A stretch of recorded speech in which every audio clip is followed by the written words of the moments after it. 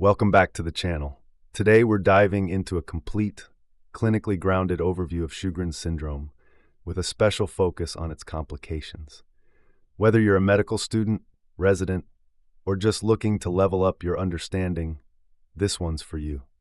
Before we begin, this video is for education and inspiration only. It's not medical advice. Be sure to consult a healthcare professional and double-check information with trusted sources. Let's start with the basics. Sjögren syndrome is a chronic autoimmune disease where immune cells infiltrate and damage exocrine glands, especially the salivary and tear glands. That's what leads to the hallmark symptoms: dry eyes and dry mouth. It comes in two forms. Primary Sjögren's occurs on its own. Secondary Sjögren's happens alongside other autoimmune diseases like rheumatoid arthritis or lupus.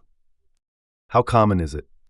It affects around 0.5 to 1% of the population, and it's overwhelmingly seen in women, with a 9-to-1 female-to-male ratio.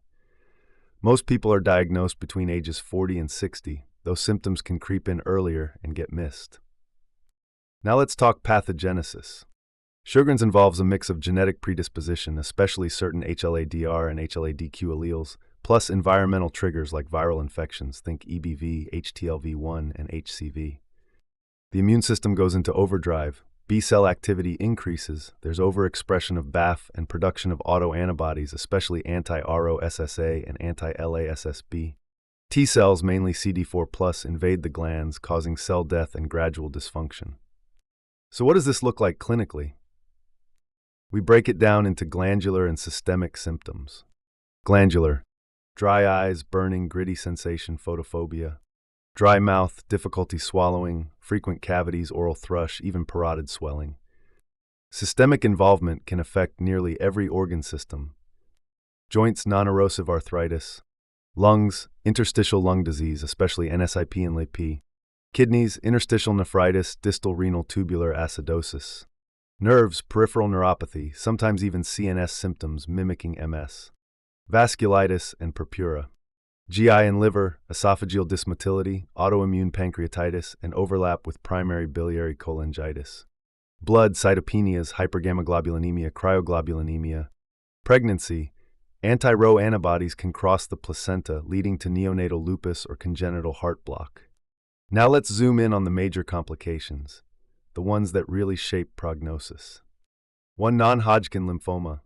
Affects 5 to 10% of patients, usually MALT type. Red flags include persistent parotid swelling, cryoglobulins, low C4, lymphadenopathy, and monoclonal gammopathy. Vasculitis can involve skin, kidneys, or nerves, like mononeuritis multiplex. 3. Interstitial lung disease. Seen in 9 to 20% of patients, NSIP and LIP are common patterns. Some can progress to pulmonary lymphoma. 4. Renal complications. Mainly interstitial nephritis, which can cause RTA, nephrolithiasis, and nephrocalcinosis. 5. Neurologic involvement. Includes sensory neuropathy and CNS lesions that can resemble MS. 6. Cryoglobulonemic vasculitis. Often systemic, affecting kidneys and nerves, and increasing lymphoma risk. 7. Neonatal lupus and congenital heart block. Due to maternal anti-Rho antibodies. That's why fetal echo is crucial between weeks 16 to 26 in high-risk pregnancies. Next, we use the 2016 ACR-EULAR criteria. A score of 4 or more confirms the diagnosis. Labial salivary gland biopsy with a focus score 1 equals 3 points. SSA positivity equals 3 points. Ocular staining score 5 equals 1 point. Schirmer's test 5 millimeters in 5 minutes equals 1 point. Unstimulated salivary flow 0.1 leak 1 point. Supportive labs might show ANA-RF, elevated ESR, normal CRP, low complement, and cryoglobulins. Use salivary gland ultrasound or MRI scilography. For lungs, HRCT is key. For lymphoma surveillance, go with PET-CT. Now for treatment, it depends on whether the symptoms are local or systemic. Local SICA treatment: eyes, artificial tears, cyclosporin drops, Restasis, Lifitegrast, punctal plugs. Mouth, pilocarpine, cevimeline, saliva substitutes, regular dental care. Systemic therapy: hydroxychloroquine for joint pain. Steroids for organ involvement: DMARDs like methotrexate, azathioprine, mycophenolate. Rituximab for vasculitis, neuropathy, or systemic disease. What about prognosis?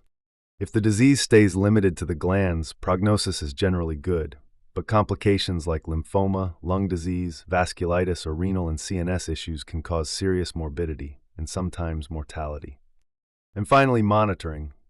Every 6 to 12 months, patients should get ESR, complement levels, creatinine, urinalysis, urine pH, liver function, cryoglobulins, chest imaging for any new respiratory symptoms, salivary gland imaging if swelling persists, neuro workup for any new neurologic signs, and in pregnancy, fetal echocardiography for anti-Rho positive moms. Sjögren's is so much more than just dryness.